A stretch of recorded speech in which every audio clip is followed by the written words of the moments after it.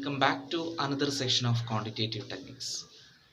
ഇന്ന് നമ്മൾ ക്വാണ്ടിറ്റേറ്റീവ് ടെക്നിക്സിൻ്റെ ക്ലാസ്സിൽ ഡിസ്കസ് ചെയ്യാൻ പോകുന്നത് പ്രോബബിലിറ്റി എന്ന് പറയുന്ന ഒരു കൺസെപ്റ്റാണ്. പ്രോബബിലിറ്റിയുടെ ബേസിക് ടേംസുകളാണ് ഇന്ന് നമ്മൾ ഡിസ്കസ് ചെയ്യുന്നത്. പ്രോബബിലിറ്റി പഠിക്കുന്നതിന് മുമ്പേ ഈ ടേംസുകളൊക്കെ നമ്മൾ കൃത്യമായി മനസ്സിലാക്കി വെക്കണം.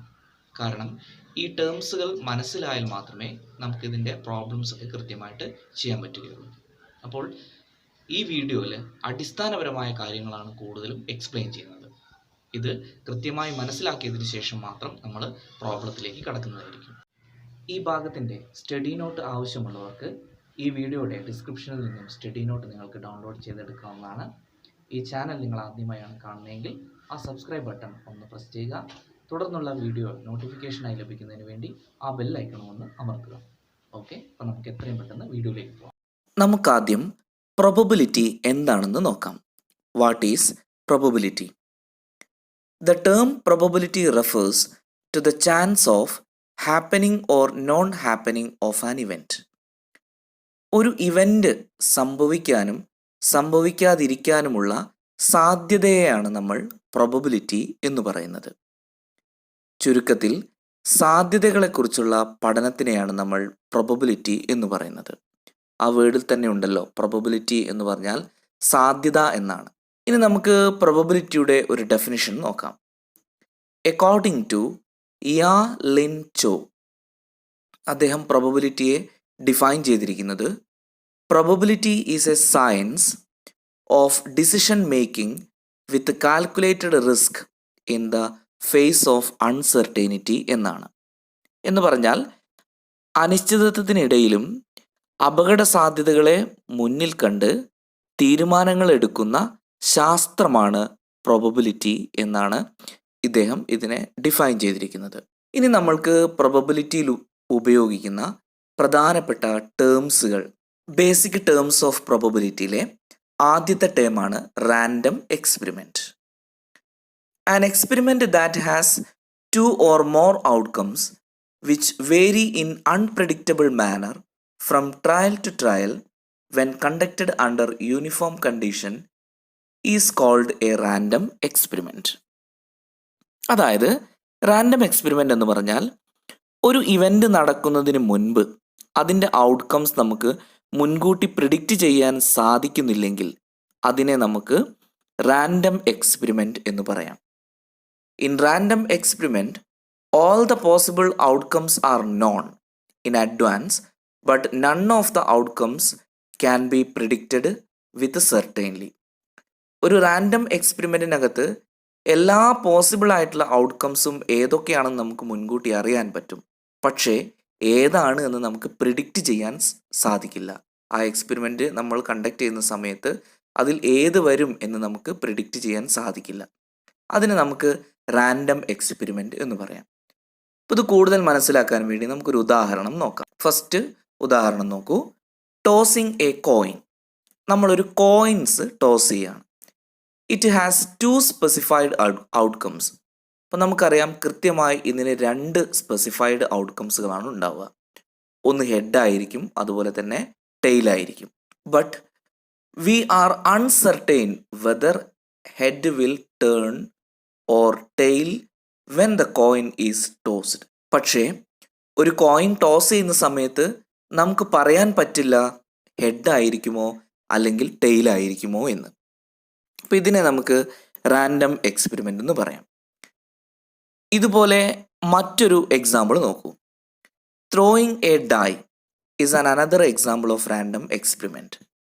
There are 6 possible outcomes. ഇപ്പോൾ ഡൈ എന്ന് പറഞ്ഞാൽ അറിയാമല്ലോ, നമ്മൾ ലുഡോയിലൊക്കെ ഉപയോഗിക്കുന്ന കട്ടയാണ് നമ്മൾ ഡൈ എന്ന് പറയുന്നത്. അപ്പോൾ അതിന് 6 മുഖങ്ങളാണ് ഉണ്ടാവുക. ഈ പോസിബിൾ ആയിട്ടുള്ള ഔട്ട്കംസ് ഏതൊക്കെയാണെന്ന് നമുക്കറിയാം, പക്ഷേ നമ്മൾ ഒരു തവണ ഈ ഡൈസ് ത്രോ ചെയ്യുന്ന സമയത്ത് ഏതാണ് വരിക എന്നുള്ളത് നമുക്ക് പറയാൻ പറ്റില്ല. 1 മുതൽ 6 ഏത് വേണമെങ്കിലും വരാം. അപ്പോൾ ഈ ഒരു സംഭവത്തിനെയാണ് നമ്മൾ റാൻഡം എക്സ്പെരിമെൻറ്റ് എന്ന് പറയുന്നത്. അപ്പോഴിവിടെ ശ്രദ്ധിക്കൂ, The following are the important features of random experiment. അതിലൊന്നാമത്തതാണ് it has more than 1 outcome. ഇതിന് ഒന്നിൽ കൂടുതൽ ഔട്ട്കംസുകൾ ഉണ്ടായിരിക്കും. അപ്പോൾ നമ്മൾ നേരത്തെ പറഞ്ഞ ഒരു കോയിൻ ടോസ് ചെയ്യുന്ന കേസാണെങ്കിൽ അവിടെ ഹെഡും ടെയിലും ഉണ്ടായിരുന്നു. ഒരു ഡൈസാണ് ടോസ് ചെയ്യുന്നതെങ്കിൽ അതിൽ 1 മുതൽ 6 വരെ ഉണ്ടായിരുന്നു. അപ്പോൾ ഒന്നിൽ കൂടുതൽ ഔട്ട്കംസുകൾ ഒരു റാൻഡം എക്സ്പെരിമെൻറ്റിൽ ഉണ്ടായിരിക്കും. രണ്ടാമത്തത്, ദ ഔട്ട്കംസ് ആർ അൺപ്രിഡിക്റ്റബിൾ. അപ്പോൾ ഇതിൽ ഏത് ഔട്ട്കമാണ് വരിക എന്നുള്ളത് നമുക്ക് പറയാൻ സാധിക്കില്ല. ഏത് വേണമെങ്കിലും വരാം, ഈക്വൽ ചാൻസ് ആണ്. The experiment is repeatable. Random എക്സ്പെരിമെൻറ്റിനകത്ത് എക്സ്പെരിമെൻറ്റ് റിപ്പീറ്റബിൾ ആയിരിക്കും. ദാറ്റ് മീൻസ് അതിങ്ങനെ ആവർത്തിച്ചു കൊണ്ടിരിക്കും എന്ന് ഓർക്കുക. ഇനി നമുക്ക് രണ്ടാമത്തെ പോയിന്റിലേക്ക് പോകാം. രണ്ടാമത്തെ പോയിന്റാണ് sample point. Every indecomposable outcomes of a random experiment is called sample point of that random experiment. ഒരു റാൻഡം എക്സ്പെരിമെൻറ്റ് നടക്കുമ്പോൾ വരാൻ സാധ്യതയുള്ള ഔട്ട്കത്തിനെയാണ് നമ്മൾ സാമ്പിൾ പോയിന്റ് എന്ന് പറയുന്നത്. ഇപ്പോൾ ഒരു എക്സാമ്പിൾ നോക്കി കൂടുതൽ മനസ്സിലാക്കാൻ വേണ്ടിയിട്ട്. When a coin is tossed, getting head is sample point. നമ്മളൊരു കോയിൻ ടോസ് ചെയ്യാണ്, അപ്പോൾ ഹെഡ് ആണ് കിട്ടാൻ സാധ്യതയുള്ളത്. അപ്പോൾ ആ ഹെഡിനെയാണ് നമ്മൾ എന്തെന്ന് പറയുന്നത്, സാമ്പിൾ പോയിന്റ് എന്ന് പറയുന്നത്. When 2 dice are thrown, getting 2, 3 is a sample point. അപ്പോൾ നമ്മളൊരു ഡൈസ് ടോസ് ചെയ്യാണ്, അപ്പോൾ അതിൽ 2 ഡൈസ് ടോസ് ചെയ്യണം, ഒന്നല്ല 2 ടോസ് ചെയ്യുന്നുണ്ട്. അപ്പോൾ നമുക്ക് 2ഉം 3ഉം കിട്ടുന്നുണ്ട്. അപ്പോൾ ഇതിനെയാണ് നമ്മൾ സാമ്പിൾ പോയിന്റ് എന്ന് പറയുന്നത്. ഓക്കെ, ഇനി മൂന്നാമത്തെ നോക്കാം, sample space. The sample space of random experiment is the set containing all the sample points of that random experiment. ഒരു റാൻഡം എക്സ്പെരിമെൻറ്റ് നടക്കുമ്പോൾ അതിനകത്ത് വരാൻ സാധ്യതയുള്ള എല്ലാ സാമ്പിൾ പോയിന്റുകളുടെയും ആകെ എണ്ണത്തിനെയാണ് നമ്മൾ സാമ്പിൾ സ്പേസ് എന്ന് പറയുന്നത്. ഇപ്പോൾ ഉദാഹരണത്തിന്, when a coin is tossed, the sample space is, നമ്മളൊരു കോയിൻ ടോസ് ചെയ്യണം, അപ്പോൾ അതിൽ വരാൻ സാധ്യതയുള്ള ഔട്ട്കംസുകൾ എന്ന് പറയുന്നത് ഹെഡും ടെയിലുമാണല്ലോ. അതിൽ കൂടുതൽ ഒന്നും വരില്ല. അപ്പോൾ ഹെഡും ടെയിലുമായിരിക്കും അതിൻ്റെ സാമ്പിൾ സ്പേസ് എന്ന് പറയുന്നത്. ഇതേപോലെ നമ്മൾ when 2 coins are tossed, 2 coins toss ചെയ്യാമെന്ന് വിചാരിക്കാം. അപ്പോൾ നമുക്ക് ഈ പറയുന്ന രീതിയിലായിരിക്കും ടോസ് ചെയ്യുന്ന സമയത്ത് നമുക്ക് ലഭിക്കുക. നോക്കൂ, ഒരു പക്ഷേ ഹെഡും വരാം, അല്ലെങ്കിൽ ഹെഡും ടെയിലും വരാം, അല്ലെങ്കിൽ ടെയിലും ഹെഡും വരാം, അല്ലെങ്കിൽ ടെയില് വരാം. അപ്പോൾ എല്ലാ പോസിബിൾ ആയിട്ടുള്ള ഔട്ട്കംസുകളും അടങ്ങുന്നതിനെയാണ് നമ്മൾ എന്തെന്ന് പറയുന്നത്, സാമ്പിൾ സ്പേസ് എന്ന് പറയുന്നു. ഇനി അടുത്തതാണ് event. An event is A subset of sample space of a random experiment. ഒരു റാൻഡം എക്സ്പെരിമെൻറ്റിലെ സാമ്പിൾ സ്പേസിൻ്റെ സബ്സെറ്റുകളെയാണ് നമ്മൾ ഇവൻറ്റ് എന്ന് വിളിക്കുന്നത്.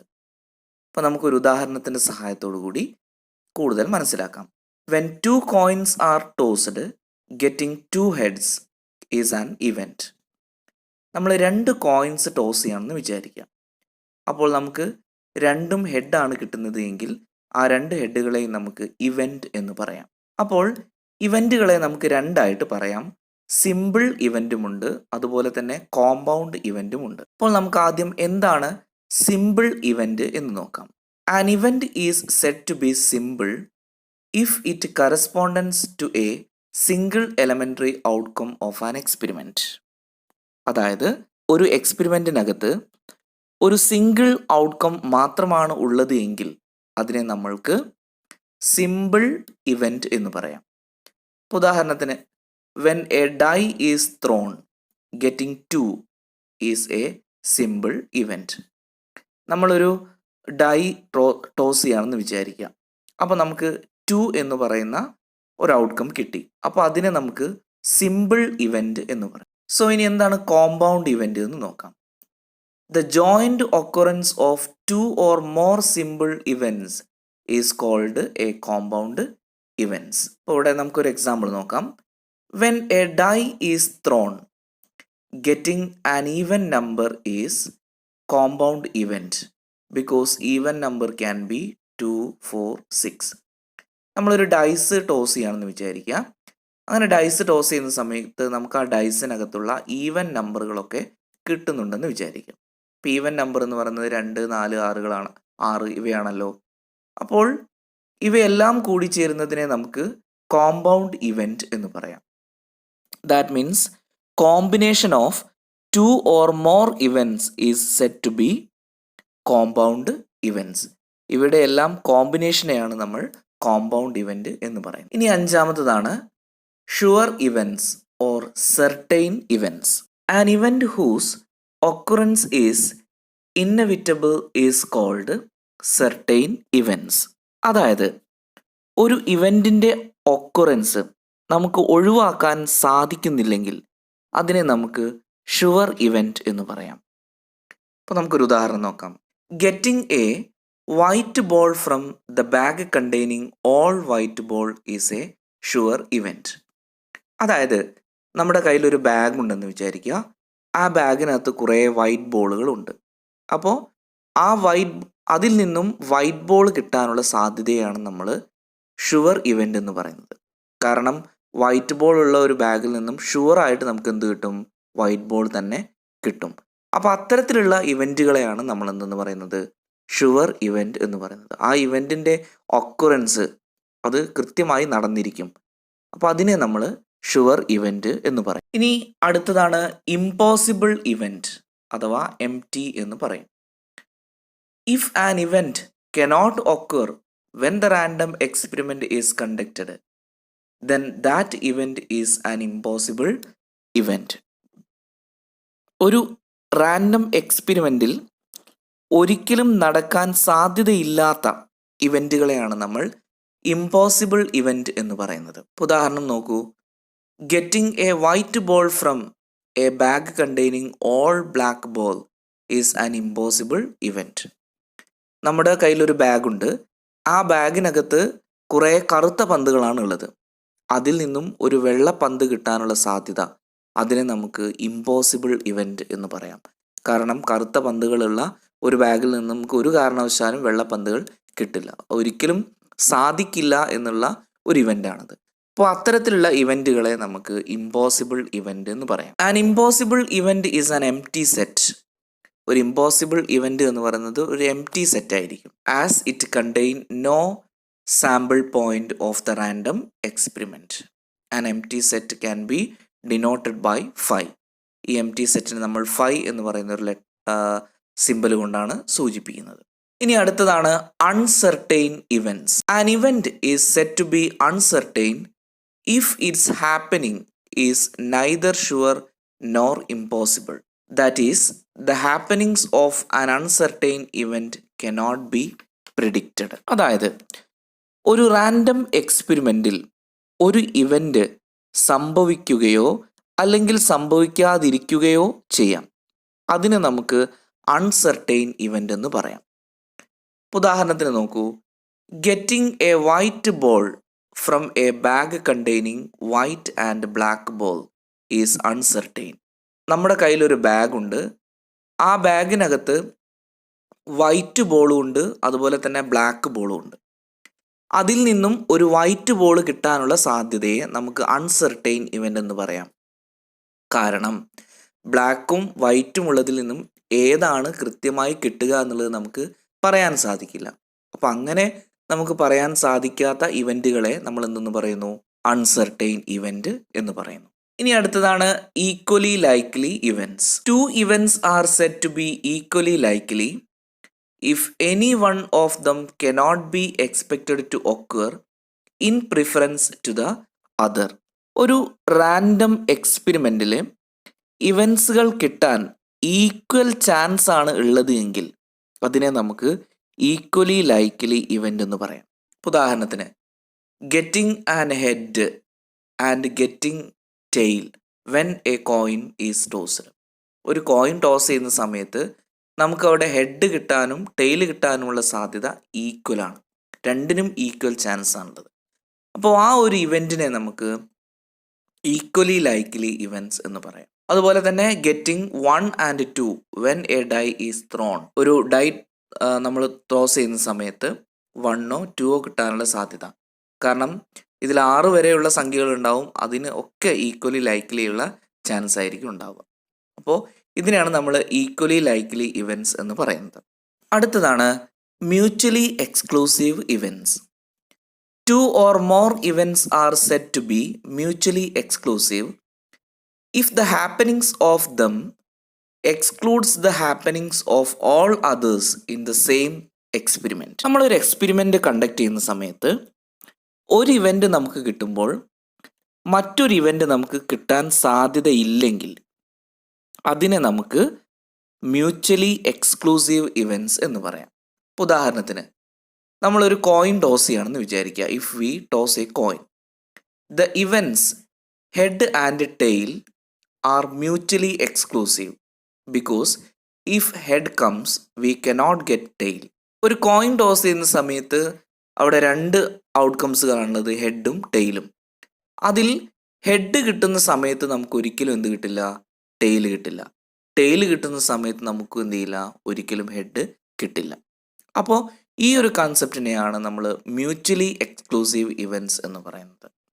ഇപ്പോൾ നിങ്ങൾ മനസ്സിലാക്കുക, താഴെ ഒരു പിക്ചർ നിങ്ങൾ കാണാൻ സാധിക്കും. മ്യൂച്വലി എക്സ്ക്ലൂസീവിൻ്റെ ഗ്രാഫാണത്. ഇവിടെ എ ബി ഇത് രണ്ടും മ്യൂച്വലി എക്സ്ക്ലൂസീവ് ആണ്. ആ സമയത്ത് A intersection B is equal to 5. That means ഇതിൽ രണ്ടിലും കോമൺ എലിമെൻറ്റുകൾ ഇല്ല എന്ന് ഓർക്കുക. ഇതിനടുത്തതാണ് independent events. 2 or more events are said to be independent if the occurrence of one of them in no way affect the occurrence of the other or others. അതായത് ഒരു random എക്സ്പെരിമെൻറ്റിൽ രണ്ടോ അതിൽ കൂടുതലോ ഇവൻറ്റ്സുകൾ നടക്കുമ്പോൾ ഒന്നിൻ്റെ ഒക്കറൻസ് മറ്റൊന്നിനെ എഫക്റ്റ് ചെയ്യുന്നില്ലെങ്കിൽ അതിനെ നമുക്ക് ഇൻഡിപെൻഡൻറ്റ് ഇവൻറ്റ്സ് എന്ന് പറയാം. അങ്ങനെ ടോസ് ചെയ്യുന്ന സമയത്ത് the result of second tossing is not affected by the result of first toss. ഇതിനെയാണ് നമ്മൾ എന്തെന്ന് പറയുന്നത്? ഇൻഡിപെൻഡൻറ്റ് ഇവൻറ്റ്സ് എന്ന് പറയുന്നത്. ഒന്ന് മറ്റൊന്നിനെ ആശ്രയിച്ച് നിൽക്കുന്നില്ല. ഇനി അവസാനത്തതാണ് ഡിപ്പെൻഡൻറ്റ് ഇവൻറ്റ്സ്. ഇത് നമ്മൾ നേരത്തെ പറഞ്ഞതിൻ്റെ നേരെ ഓപ്പോസിറ്റ് ആയിട്ടുള്ള കാര്യമാണ്. 2 or more events are said to be dependent if the happenings of one of them affect the happenings of the other. അതായത് ഒരു ഇവൻറ്റിൻ്റെ ഒക്കുറൻസ് മറ്റൊന്നിനെ ഡിപ്പെൻഡ് ചെയ്ത് നിൽക്കുന്നുണ്ടെങ്കിൽ അതിന് നമുക്ക് ഡിപ്പെൻഡൻറ്റ് ഇവൻറ്റ്സ് എന്ന് പറയാം. ഓക്കെ, ഈ ഒരു കൺസെപ്റ്റ് നമുക്ക് ഇതിൻ്റെ പ്രാക്ടിക്കൽ വശത്തിലേക്ക് എത്തുമ്പോൾ കൂടുതൽ ഡിസ്കസ് ചെയ്യാനുണ്ട്. അവിടെ നമുക്ക് കൂടുതലായിട്ട് പഠിക്കാം. അപ്പോൾ ഇത്രയുമാണ് ഇതിനകത്ത് വരുന്ന പ്രധാനപ്പെട്ട ബേസിക് ടേംസുകൾ.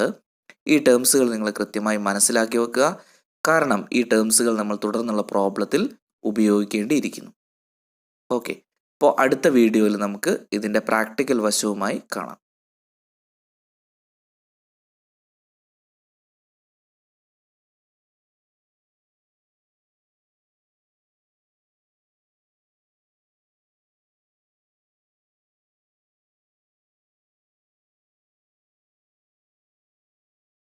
ഉദാഹരണത്തിന്, in tossing A coin twice the result of the second tossing is not affected by the result of the first toss. നമ്മളൊരു കോയിൻസ് 2 തവണ ടോസ് ചെയ്യാണ്.